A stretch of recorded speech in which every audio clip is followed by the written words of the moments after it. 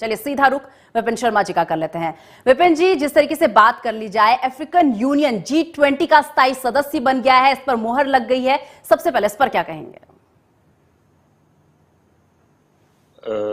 प्रशंसनीय बात है, क्योंकि यहाँ पर अगर जितना ये G20 का जो गुट है वो बढ़ेगा और वो पूरे विश्व के लिए अच्छी बात है, क्योंकि एक धरती, एक परिवार और एक भविष्य, one earth, one family, one future, जो एक इसका मकसद है G20 का, और पीस विद प्रॉस्पेरिटी, आगे भी बढ़ना है और साथ में शांति बना के रखना है, क्योंकि दोनों बातों की अपनी अहमियत है। और जब आर्थिक संकट आया था पूरे विश्व पे, तो वहां पर ये G20 का गठन हुआ था 1999 में।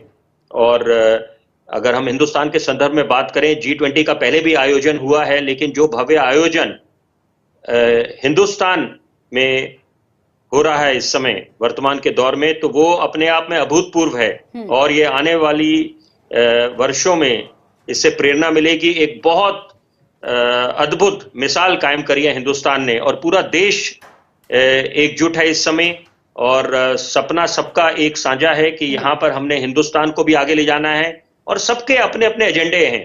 अब बाकी मुल्कों की बात करें, अमेरिका अगर आया है, वो भी कुछ अपने सपने लेके आया है, यूनाइटेड किंगडम अपने सपने लेके आया है, जर्मनी अपने सपने लेके आया, फ्रांस अपने सपने लेके आया। लेकिन यहाँ पर सबसे अच्छी बात है कि जो अफ्रीकन यूनियन, इनका जो 55 देश हैं, वो इनका जो समूह है, वो जब इसमें अगर शामिल हो गया है, तो उससे बिल्कुल एक साफ संदेश जा रहा है कि यहाँ पर जो लाइक माइंडेड नेशंस हैं, उन्होंने हाथ मिलाया है, और सबका एक मकसद है।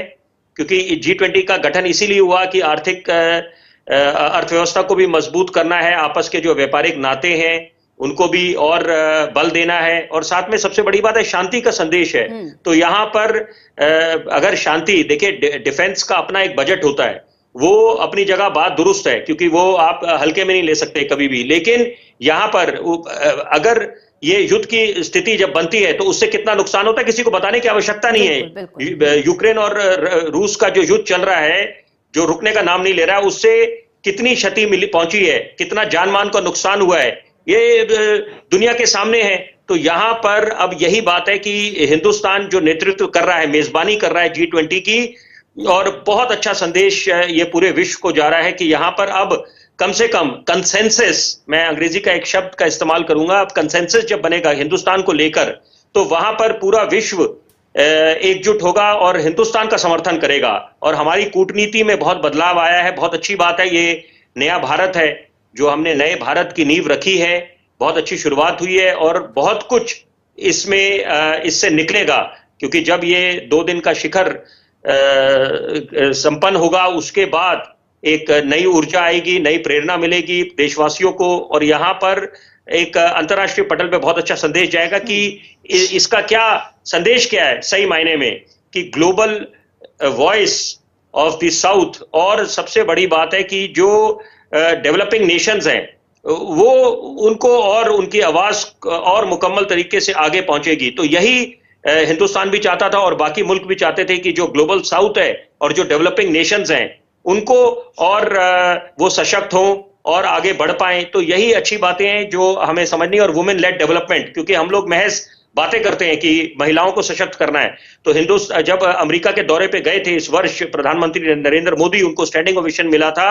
उन्होंने बहुत काबिले तारीफ बात करी थी कि हिंदुस्तान किस चीज के लिए जाना जाता है, वुमेन लेड डेवलपमेंट है। यहाँ पर हम लोग इसके G20 के गोल्स की बात करते हैं, एजेंडास की बात करते हैं कि ग्रीन डेवलपमेंट और मल्टीलैटरल इंस्टीट्यूशंस को आगे बढ़ाना है, इंक्लूसिव ग्रोथ करना है, ग्रोथ को आगे तवज्जो देना है, वो बातें अपनी जगह है। लेकिन साथ में जब वुमेन लेड डेवलपमेंट बोलते हैं कि महिलाओं का, कि एक हम लोग महिलाओं को आगे तवज्जो देते हैं और उनके हाथ में कमान सौंपी हुई है, तो ये इससे कितनी एक अच्छी नजीर पेश होती है, और कितनी प्रेरणा मिलेगी बाकी मुल्कों को। क्योंकि हम लोग, हिंदुस्तान को जाना जाता था इनोवेशन के लिए, हमारी टेक्नोलॉजी के लिए। हमने डॉक्टर्स दिए हैं, साइंटिस्ट दिए हैं, इंजीनियर्स दिए हैं, सॉफ्टवेयर प्रोग्रामर्स दिए हैं, और उन्होंने अपना पूरे विश्व में जाके नाम कमाया है। लेकिन अब जो है, हम लोग जब बात करते हैं वुमेन लेड डेवलपमेंट की, तो अपने आप में ये एक बहुत अच्छी मिसाल कायम करी है।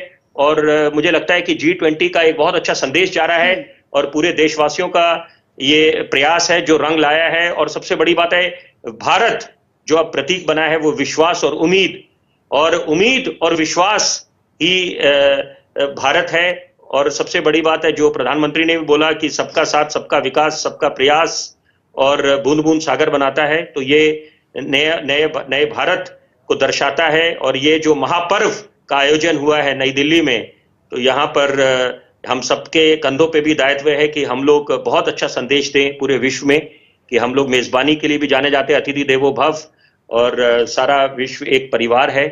और ये मुझे लगता है कि इट इज इंडियाज मूवमेंट, और हम लोगों को ये बहुत वर्षों तक हम इसको चेरिश करेंगे। ये यादगार लम्हे हैं।